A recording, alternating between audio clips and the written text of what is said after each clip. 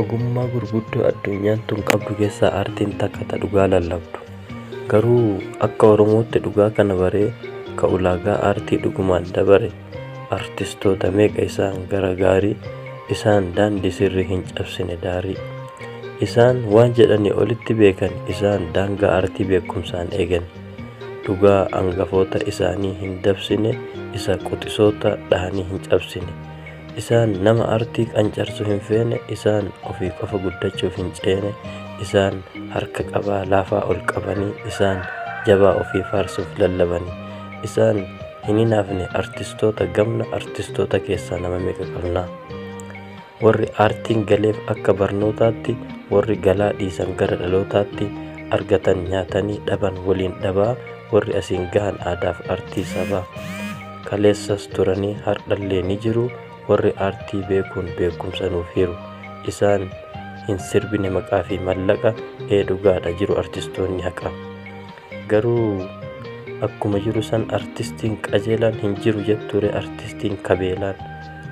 Oromoo fagootiif afaaniin lallabaa, Oromoo isa biraa ukkaamsee qaqqabaa, kan bahaa, kan dhihaa, kan kaabaa, kan kibbaa, ka ijaan hin garreef dhiiga boohee sirbaa, ka ijaan argummoo sakaalee unkuree, fayyaduu dhiisiitii kamiidhuun jiruure.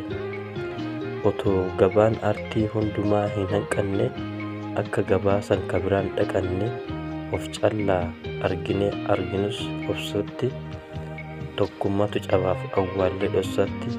Otoo nu kafannuu fira garaa shiraa, inuma shir jedha firii baasaa jira.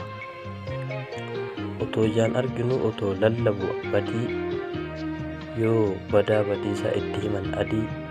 Borummoo tacaaltu waan fiduuf badiirra, hadhaahus dubbannee daandii san jijjiirra.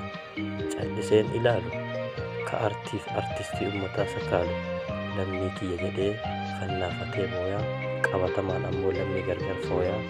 Ana qofa beekaan anuma jabaanii, tiyya qofti haa taatu tiyyuma gabaanii jedhanii kaan dhiibaa ciqileen dhahuun, ka dhugaa dubbatetti hiriira bahuun.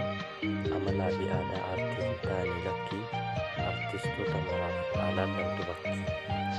Namni burqaan uumne aartii mataa qabu, namni aadaa fi gadaa Oromoo lallabu, waliin qaamalee waan jiru fakkeessee akka waraabessaa hin nyaatu